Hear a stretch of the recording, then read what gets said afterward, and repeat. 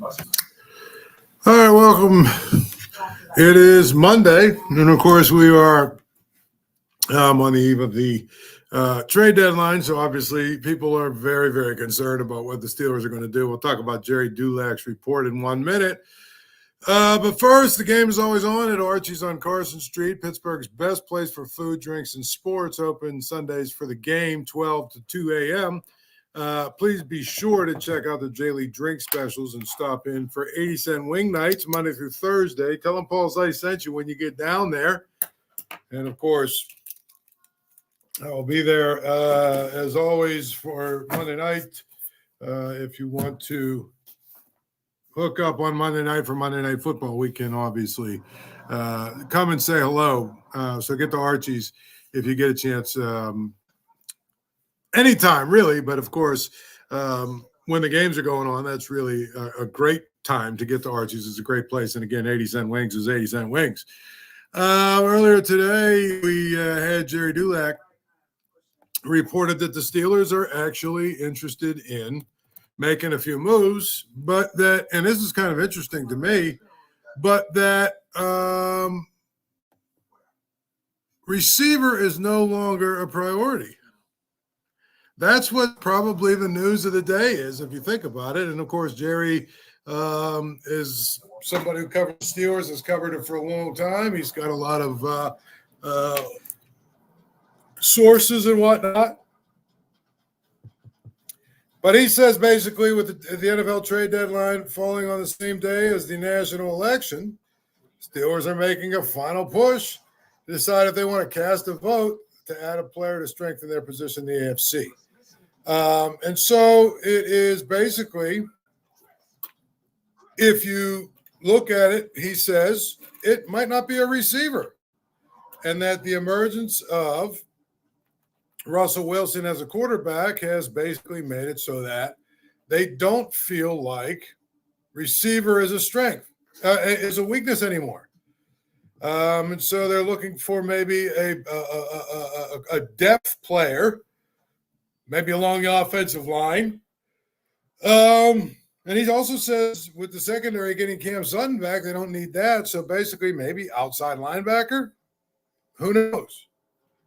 I find it very interesting, though. Very, very interesting that receiver is no longer a priority at all. And I think that's the key to me is since it's not a priority, what are they going to do? It sounds to me like if you read Gerry Dulac's article, it really sounds to me like they're going to do something, right? It sounds like they're going to basically go out and do something. I'm not sure what it is, but when we've talked a lot about all of the depth that they need at a couple of different positions, and he makes a good point. The point is they got Cam Sutton now eligible, so their secondary depth is good. And then they've got Zach Frazier back at center. So their offensive line is starting to get healthy again. Maybe they don't need an offensive lineman. Their defensive line, if you think about it, is the area I've been talking about that besides receiver, they might actually need a defensive lineman just because I don't know that they have quite enough to get through the season. So, it could be a situation of where they actually just don't do anything. And then they say, the spin will be on Wednesday. They say basically, oh, well, you know what? We just didn't feel like we needed anything. We didn't feel like we needed any help. We didn't feel like we needed, to add anything. And the Pirates line, which is, well, the asking price was just too high. That could be the other thing. The asking price is just too high. Either way, we're going to find out a lot probably over the next 24 hours. We're going to find out a lot about the Steelers. We're going to find out if they really feel good about who they are and where they're at. We're going to feel good. We'll find out if they feel good about their depth. We're going to find out if they think their receiving core is good enough. But I think one of the things that we're going to see is I don't know that they're going to make the kind of big splash move that some people want them to make. I don't know that they're going to go out and address receiver like some people want them to. I think it's going to be much, much, much more kind of a scaled down sort of version of the trade deadline, where they basically try and do everything they can do to not make a trade, because it doesn't feel like they really have a lot of energy to want to make a trade. That's the key to me. It feels to me like they kind of have talked themselves into the idea that they're good enough, they're deep enough, they've got enough players. And, if you look around the AFC again, as we said last week, they're one of the best teams right now. But we'll find out a lot more about them here coming up. Next week they they play Washington next week, and then they play the Ravens, and things get a little tougher as the season goes on here. We'll start to see where exactly they're at. I think one of the things that's interesting about it is we started out with a premise maybe 3 or 4 weeks ago that at the end of the day, they're going to have to go get a receiver. And what's interesting is basically they're going to make a decision based on one game against the Giants, a horrible team, by the way. But they're going to make a decision to not go get a receiver. It'll be based on one game because Van Jefferson and Calvin Austin had a big game against the Giants. It's really that's really what they're going to do. They're going to try and figure that out. They're going to try and figure out, well, these guys are good enough, and they're going to rationalize it by saying, well, with Russell Wilson, they're a lot better than they were with Justin Fields. I'm not saying that they're wrong. I am saying that they're betting, and they're really kind of hedging their bets, and they're really, really putting a lot of stock in one game against a bad team. I mean, the big thing about Van Jefferson is he's been in the league, 6-7 years, whatever it's been. There's plenty of tape again of him to tell you exactly who he is. Calvin Austin, if you want to tell me he's had injuries that have slowed him down, and that's why we don't know everything about him that we need to know, maybe I might buy that, maybe. But I haven't seen nearly enough from him to say, yeah, okay, he's the guy. So my point is they are really going out on a limb here. And they're betting and they're hedging their bets on the idea that, you know what, these two guys are good enough now that Russell Wilson is, the quarterback, and he's going to be able to make the throws that maybe Justin Fields wasn't able to make. And so these guys will look better. Yeah, maybe. I have my suspicions. That's all I'm going to tell you. So I feel like it's now a point of where you've got to figure out, if you're the Steelers, are you good enough? Do you believe that you are good enough? So, again, if we are sitting here tomorrow, and I'll be on again at 5 o'clock tomorrow after the trade deadline, if we're sitting here tomorrow and we're still talking about the Steelers not making a move, how will you feel about that? That's a question.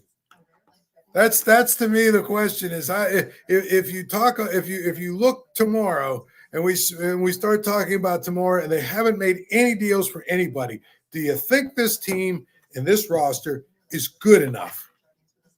Do you think it's good enough to get the Steelers to where they need to go? That's the question. I just don't. I think if you add a receiver, you add some depth to the defensive line, you're closer, especially if you add a pretty good receiver. That's the other thing. Just making a move to make a move doesn't do a whole lot. But if you add a receiver who's pretty good, then I guess that would be a situation where it would be good. But as Milk here says, if George Pickens goes down, they're struggling. This is going to be, you don't have much depth there. The other thing is, I'm not sure where Russell Wilson actually is. I need to see him play against a good defense. Washington's defense isn't very good. The Ravens' defense isn't very good. That's what's kind of ironic. I mean, they're okay, but to me, I just want to see them play better teams. And I think that's the key with respect to how do you view Russell Wilson right now? Well, to me, I think he looks like he's an upgrade from Justin Fields as a passer, and I'm not sure what else we can really conclude.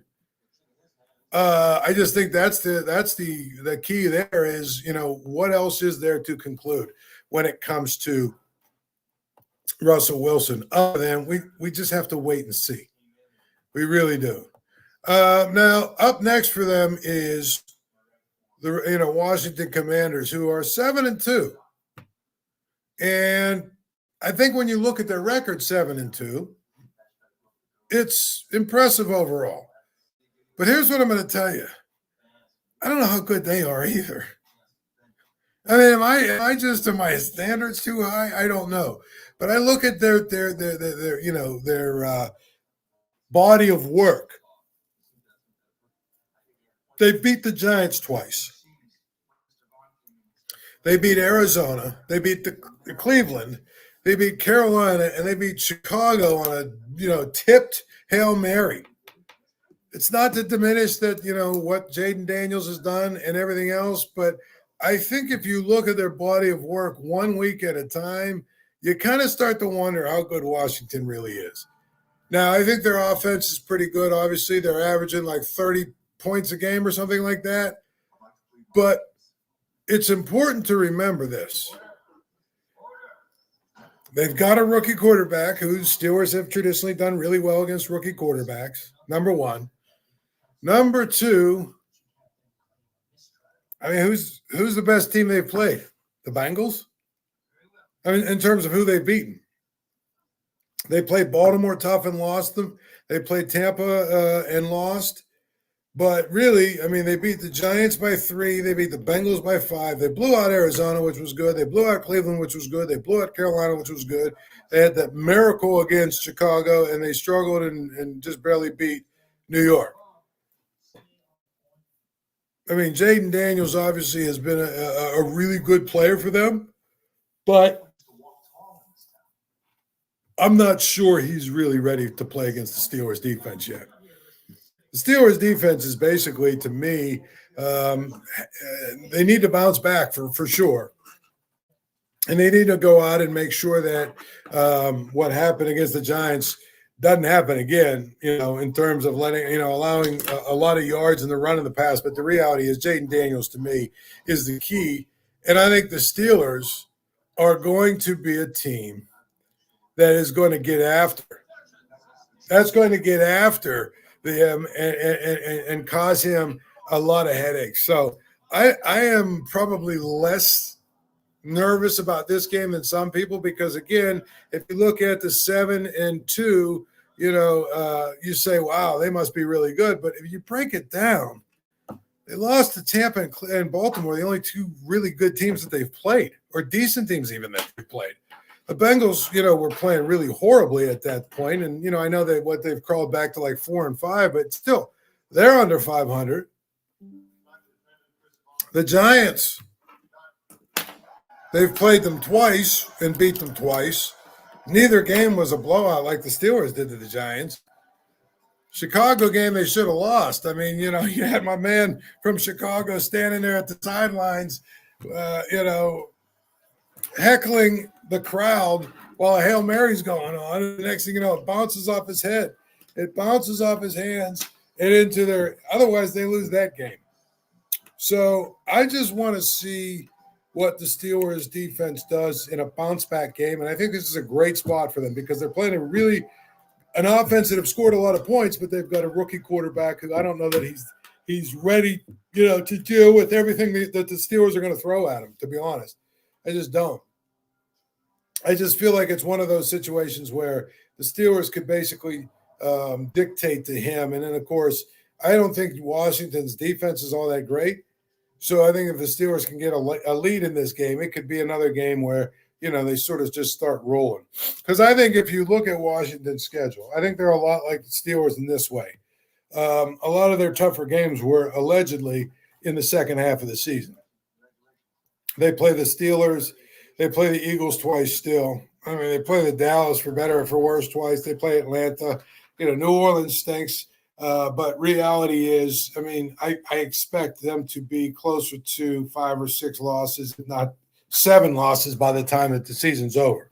So that's not to say that the Steelers can't do what they do and find a way to make the game closer than it should be. But I really believe that with coming off a bye week, rested, healthy, all that good stuff, Russell Wilson with another, week and a half of practice with the first team. I think they got a shot really to come out here and make a statement that, hey, and I think that Washington is the perfect opponent for them to get them ready for the next week, which is, obviously the big Baltimore game.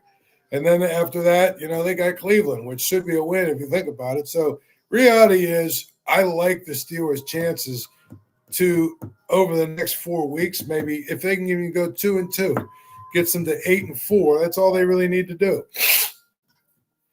That's reality. And I think that the Steelers honestly have a chance to do that. But again, it all starts tomorrow.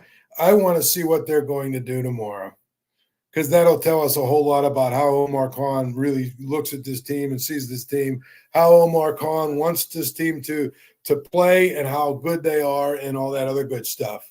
So, looking around the NFL, again, every week I watch, the scores, and I kind of take a look at different things and I say, I like the Steelers' chances more and more and more. I do. I'm not enamored with hardly any of these teams anymore, and especially in the AFC. I mean, I think if you look at the Chiefs, obviously, the thing about the Chiefs is, they're 7-0, but they haven't been impressive, really. It's just basically they play really good defense and Mahomes makes just enough plays that they can win. I think if you look at the Chargers, the Steelers already beat the Chargers. Still not sold on the Broncos. The Texans, not sold on them. I'm looking at the rest of this. The Bills, to me, and the Steelers, and the Ravens, and the Chiefs. I keep coming back to that. By the way, did you see two things? One with some local news in terms of the Raiders actually fired Luke Getsy as their offensive coordinator, which Luke is obviously a Steel Valley guy, was at Pitt for a little bit, then went to Akron, played a little bit in the NFL, and then he became a coach. I think you guys start really in Green Bay with Mike McCarthy. But honestly, I think that it's ridiculous that the Raiders decided to fire him. Not because he's a local guy, and I know him. Obviously, I covered him when I was covering Pitt. I got to know him and his family pretty well. Great dude, great coach, great guy, great family, all that good stuff. That's not, to me, what I'm talking about. What I'm talking about is this. You gave them horrible quarterbacks, a bad offensive line, basically gave them very, very, very few weapons around the quarterback, and then you asked them to have a good offense. And now halfway through the season, you fire him. It just, to me, the NFL doesn't make sense sometimes. Luke Getsy, to me, deserved better. I mean, why not give him the whole season to try and figure some things out, especially when you didn't give him a lot of weapons, that he was not able to really put together an offense that works because he had a lot of bad players to deal with. So now they fired him, and it sounds like there's another local tie. Then the new offensive coordinator is going to be Scott Turner, who is Norv Turner's kid, and Scott was actually the receivers coach under Dave Wannstedt way back when Dave Wannstedt was at Pitt, because Norv and Dave obviously worked together with the Cowboys. Scott Turner actually got his start kind of at Pitt. So you take one guy with ties to Pitt, get rid of him, and now I got Scott Turner. I think Scott Turner's a really good offensive coordinator. Again, he's been a guy who's had to work with some bad offenses, and I don't know that it's been fair that he's been let go a few times, but I think he actually has done a pretty good job given the offenses he's had to work with. So there was that. Of course, Dennis Allen, the Saints coach, is another situation. He had Derek Carr with the Raiders, and they stunk, and he got fired. And Derek Carr is down with the Saints, and he gets fired. All of that is just to basically say it's amazing to me how bad some of these teams are at getting out of their own way. I mean, firing Dennis Allen, what does that do for you? The Saints are bad. They've got bad quarterbacks. I think they don't have a great defense. I'm not enamored with a whole lot. They've had injury after injury after injury. I don't know. I mean, what do you expect is going to happen if you fire Dennis Allen? And the other part of it is, I think it's really kind of ridiculous. In many, many ways, it's ridiculous that there is, a team like the Raiders, who have been bad forever, are going to fire their offensive coordinator. It's a local kid, of course. Hopefully he bounces back, and I know he will. He's a good coach. He's got a good head on his shoulder. He's smart. But it shows you in that profession of coaching, I don't care how good of a coach you are. If you don't have the tools to be successful, you will not be successful. Bring that all the way back home to Mike Tomlin. Do you think if Mike Tomlin got the Browns job way back, say, 2007, he got the Browns job, you think that he would still be the coach of the Browns right now? Or do you think he might have been fired and maybe hired somewhere else and fired again? I always pose that to people who don't seem to understand it, that a lot of times your circumstances are just as important as how good of a coach you are. Case in point is Bill Belichick. Obviously a great coach, but what happened when he didn't have Tom Brady and all the other key elements that he had to win games? He looked very, very painfully average. And so sometimes as a coach, it's just a matter of being in the right place at the right time. And I think that's, Luke Getsy, unfortunately, he took a job at a place where they're bad. And he had bad quarterbacks to work with and bad, offensive line and not a whole lot of weapons to try and put together an offense. So I look at it that way. I often ask this question about Mike Tomlin. If Mike Tomlin had gotten a job with the Browns or the Cardinals or maybe even the Bears or one of these teams that didn't have a quarterback and, has been bad at drafting quarterbacks, how long would he have been the coach? I mean, I think when you take the Steelers job, it's a job where you are set up to succeed. You almost can't fail because of the structure in place with the Steelers. So that's the organization that I think really is, such an important part of all of the different, things that we talk about and the accolades that we talk about for Mike Tomlin or even Bill Cowher, maybe even to a lesser degree, Chuck Noll. If you're in a good organization that drafts well, that's smart, that is patient, that is perseverant, all the attributes of the Steelers that sometimes we complain about, you have a chance to have success. Mike Tomlin is successful because he's a good coach. He's also successful because he's in a place where they value winning to a degree. Now, we can argue about how much they value winning, and there's some people that would tell you if they don't make a deal at the trade deadline here, they probably are making a statement that they don't really value winning that much this year. I don't know if I'll go that far, although I will say this. They need to get better. They need to get better if they're going to really, really challenge in the AFC. Almost said ACC, thinking about Pitt. I'll get to Pitt in a few minutes here. But the reality is the Steelers, to me, is as an organization, because of how they do business, they're set up for the coach to have success, which is why all this nonsense about, if we got rid of Mike Tomlin, who could you hire? Who could have success? I'm willing to bet pretty much any good coach could come to the Steelers and they would have success. Would they win a Super Bowl? Probably not. But you wouldn't be in a situation where you're losing games and, 2 and 14s or 2 and 15s or 3 and 14s. I don't think you would be doing that. I just don't. I think, honestly, if you look at it from that standpoint, you would probably say, well, you know what? Any good coach that came here would probably have a degree of success because of the way the Steelers do business. So that's the one thing I could say that you should actually be very, very, very appreciative of is the way that the Steelers do business. Now, the flip side of that is the way they do business drives me crazy sometimes because I think they're too conservative, number one. Number two, I think they're too patient at times. And number three, I don't know that they necessarily really, really go for it when they should.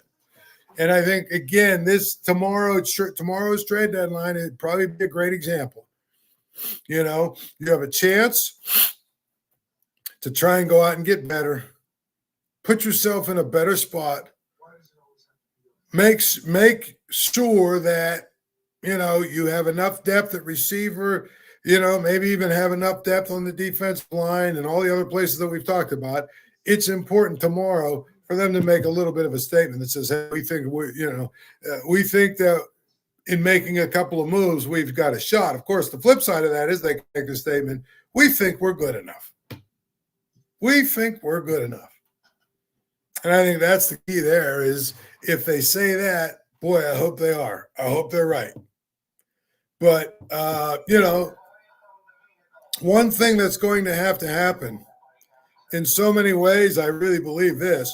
One thing that's going to happen is eventually they're going to have to start spending some money on offense. And if they do that, how's it going to affect their defense?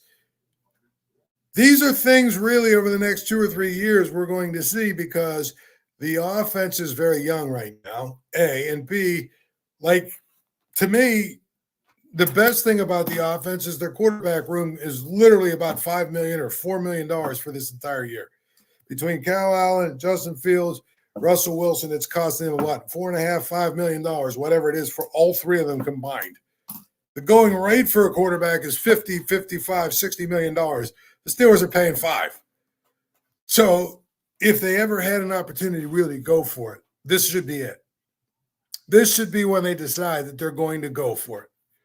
And I think that's why I've heard people say, well, I don't want them overpaying. I don't want them giving up certain picks. I don't care about any of that stuff.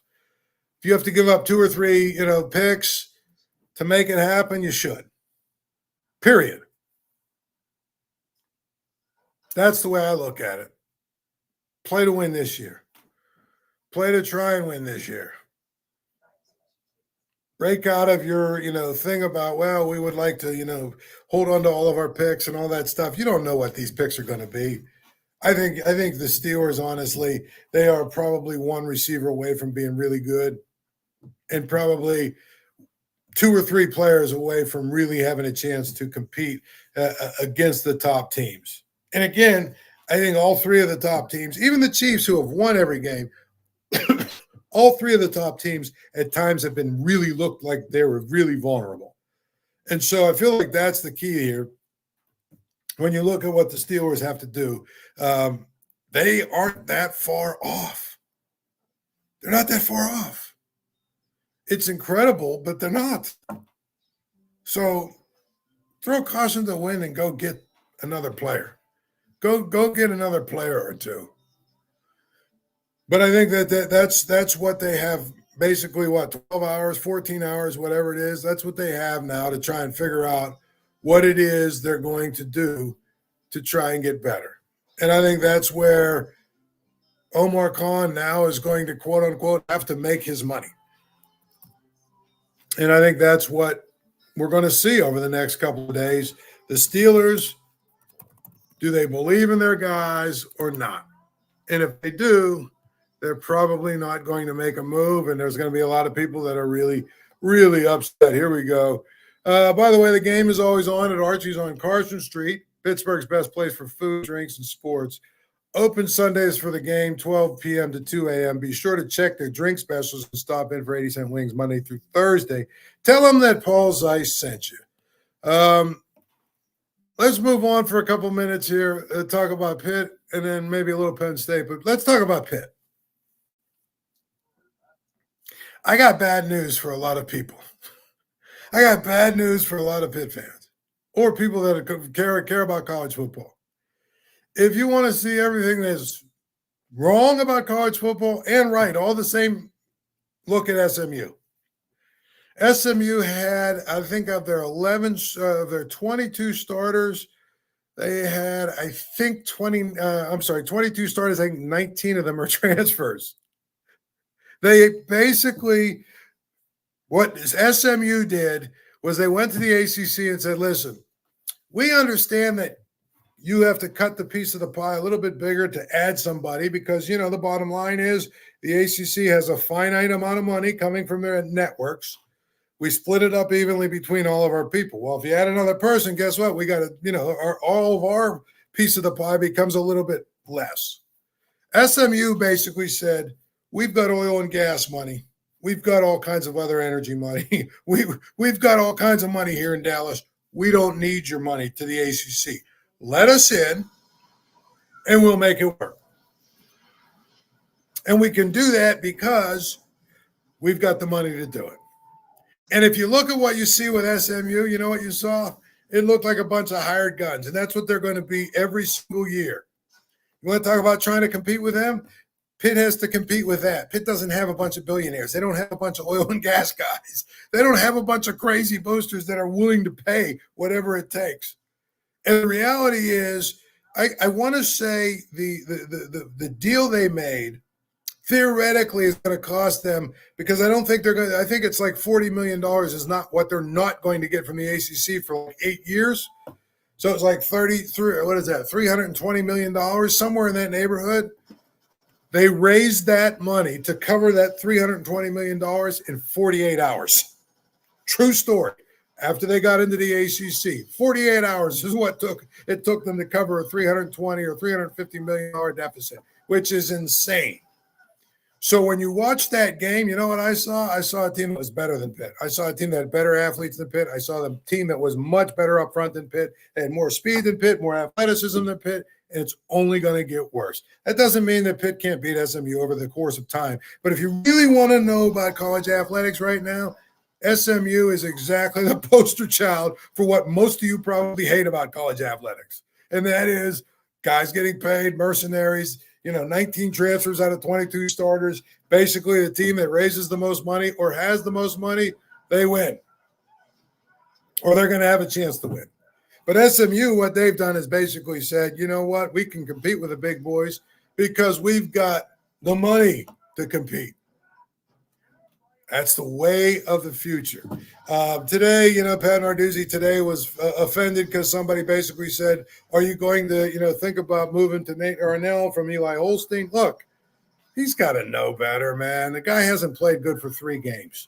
That's not to say you give up on him. That's not to say that you say that he's not your guy. That's not any of that. But to act like the question was indignant, like he was indignant about the question, to act like it was out of left field, that's silly.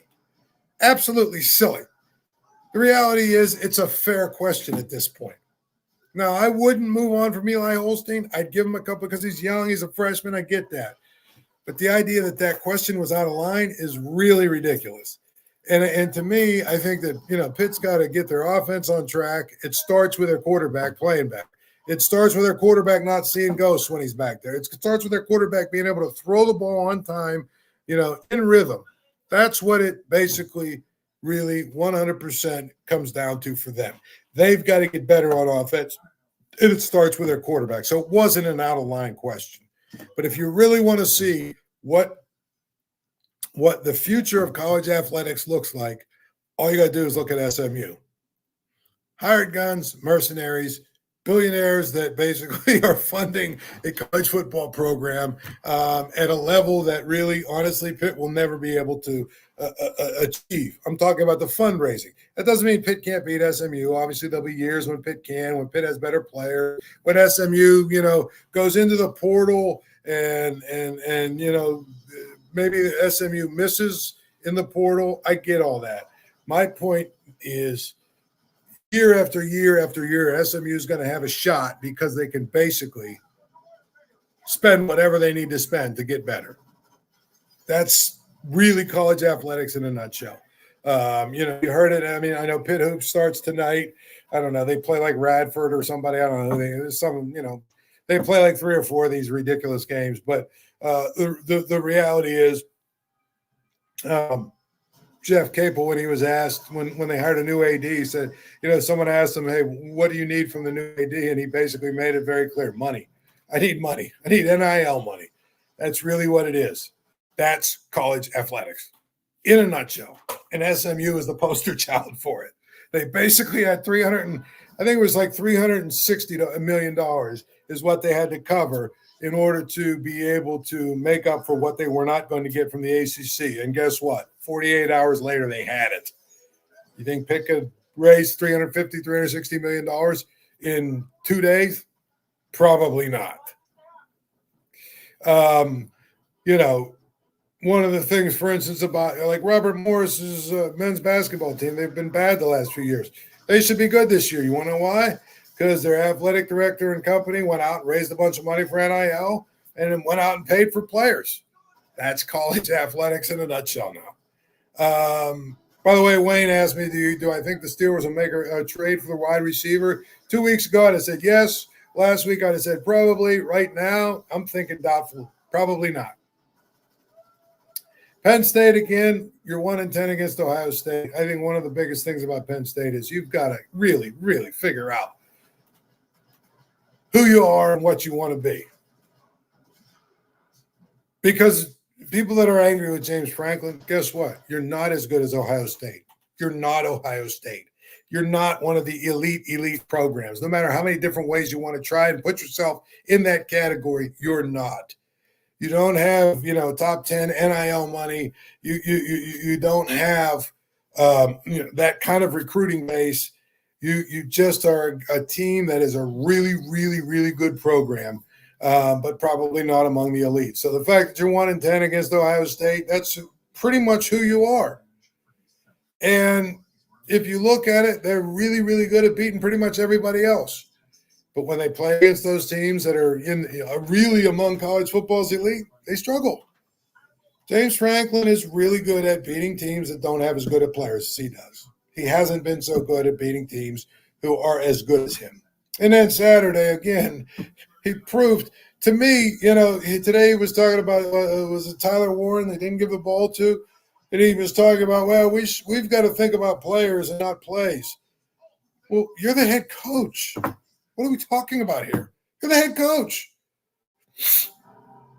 If you didn't like the plays or who, was getting the ball, it's up to you to basically say, you know what? Guess what? We don't want to do this. Get on the horn when they're calling the play and say, no, we're not doing that. Call something else. I want the ball in his hands. That's what you do as the head coach. These head coaches that want to blame their coordinators and want to blame, for somebody else for play calls, it's on you. The buck stops with you. So I think that's what's been the key here with respect to Penn State is they are a really good program. They're just not an elite program. And some of the fans don't want to hear that, but it's the truth. You're not elite. No matter how many different ways you want to say it, you're not. You're, a top, say, 7 or 8 to 20 program. That's what you are. And so now what's interesting about both Pitt and Penn State, Pitt lost the game. I think it's going to be really hard for them to get to the playoff because there's a good chance they're going to get shut out of the ACC championship game. We talked about that before. SMU now plays 3 teams again that they should beat: Cal, I think Wake Forest, and somebody else. They should win all 3 of those games. So there's that. If they win, and actually they would have to lose twice for Pitt to have a chance because they have a tiebreaker against Pitt now. And Miami's look better and better every single week. I don't think they're going to lose either.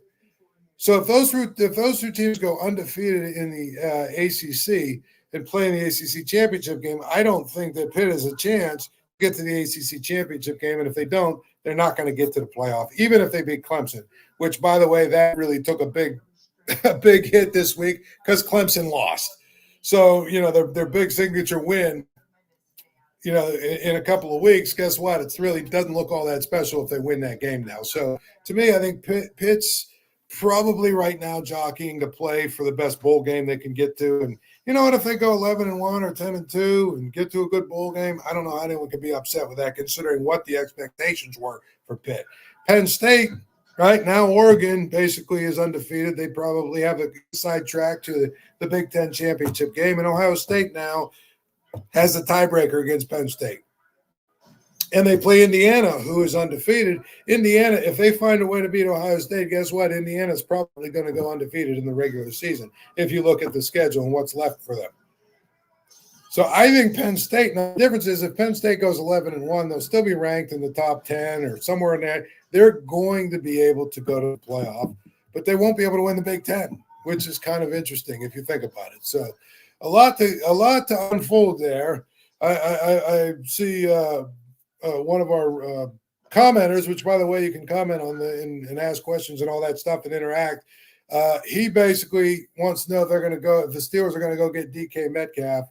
Boy, that's a pipe dream if you ask me. It might not be, but that's a pipe dream, it sounds like. I don't know that they're going to go out. But, I don't know if I don't even know if Seattle is going to want to go ahead and I don't know if Seattle is going to want to trade him for real. So, anyway, thanks for joining. We'll do it again tomorrow at 5. After tomorrow at 5, we're going to know who the Steelers went out and got and who they didn't. But we'll do that. We'll also have Mike Tomlin press conference to talk about tomorrow. So join us again at 5, and we'll have some fun. For Archie's, I'll say good night.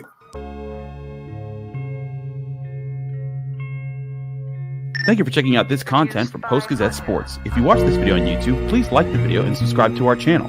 For all of the sports coverage the Post-Gazette has to offer, visit post-gazette.com.